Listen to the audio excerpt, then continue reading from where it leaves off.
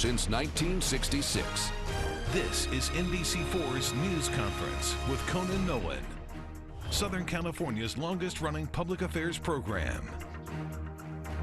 To be able to vote. On this Labor Day weekend edition of News Conference, former member of Congress, former Secretary of Labor, and now LA County Supervisor Hilda Solis on her move, approved by the board recently, to scrap plans for a new $1.7 billion LA County jail that was to have replaced the current Men's Central Jail.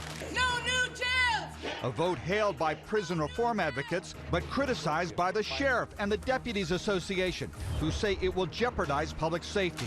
And speaking of Sheriff Alex Villanueva, he says the board needs to stop interfering with his office, a reference to a lawsuit filed against him by the 5 supervisors. We ask about that, the recently passed LA County version of the Green New Deal, and Solis's role as the leading California surrogate for Vice President Joe Biden. A scathing city audit shows the agency charged with interacting with the homeless to get them off the street is failing. We talk with Controller Ron Galperin regarding the Los Angeles Homeless Services Authority. And this week, NBC News begins a special series on criminal justice reform, Justice for All. We talk with the head of the Los Angeles County Probation Department, Terry McDonald, on whether it's time to break up county probation in an effort to radically change the way we deal with juvenile offenders. Good morning and welcome to the Tom Brokaw News Center here at Universal City. I'm Conan Nolan. With us, the Honorable Hilda Solis, former member of the California Legislature, former member of Congress, former Secretary of Labor, and now a member of the LA County Board of Supervisors.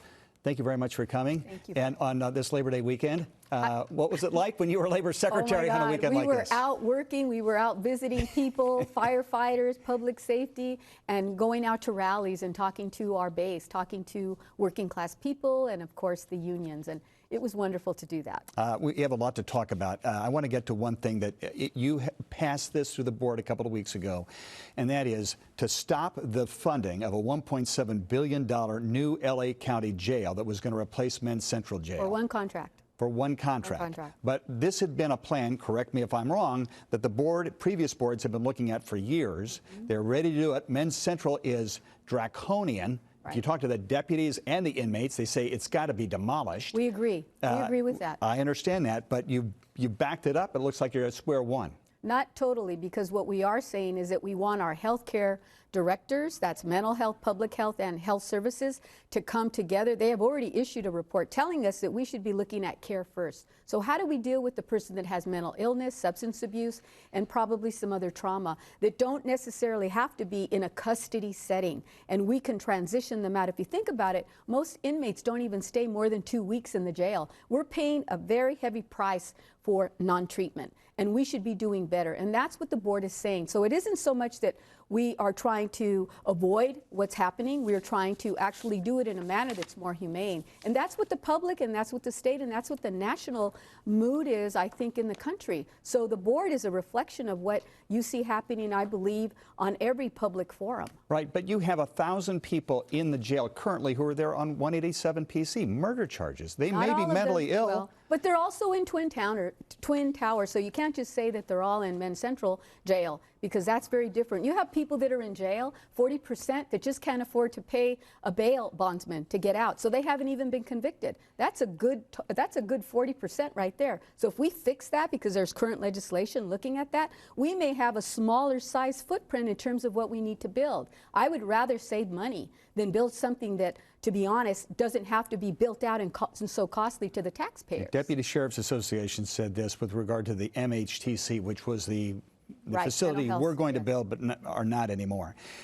Without the MHTC and the custody mental health treatment beds it would provide, we expect severe overcrowding that would require the release of potentially violent, mentally ill inmates who would not have the benefit of treatment that may help their rehabilitation. I don't think that's correct. I don't know what data they're looking at, but we're basing... It's a county of 10 million people. Well, we're basing our data, though, on the current facility and our mental health custody units, as well as the people that are in charge and right now that oversee those mental health inmates. So I would tell you that what we've seen already through our departments is a reduction in terms of of how we're actually keeping people incarcerated and moving them out into the community through continuum of care. That is a step-down process where they're getting treatment for their mental health, they're getting wraparound services, and many are coming out in a much better lifestyle. The Sheriff of Los Angeles County, Alex Villanueva, says you and the rest of the board are interfering with his job.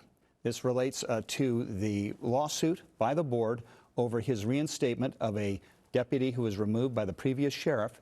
This deputy was a campaign aide of Alex Villanueva. A judge just ruled on it. A judge just ruled. And he ruled in our favor. He ruled in your favor. Yes, and the sheriff still referred to him as deputy, Mondoyan.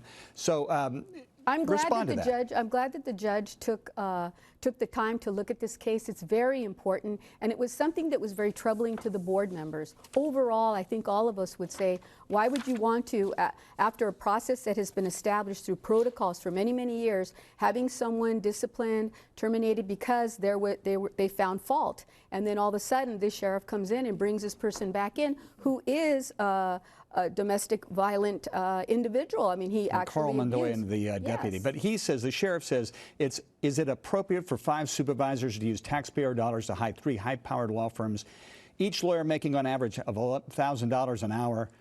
Why only to stop an elected sheriff from doing his job? I would ask, what is a sheriff doing to pay for his lawyers? Because he has lawyers that are getting paid also. Let's talk about the homeless crisis. We're going to be talking to City Controller Ron Galprin about his audit of the Los Angeles Homeless Services Authority. I know they have a contract with you.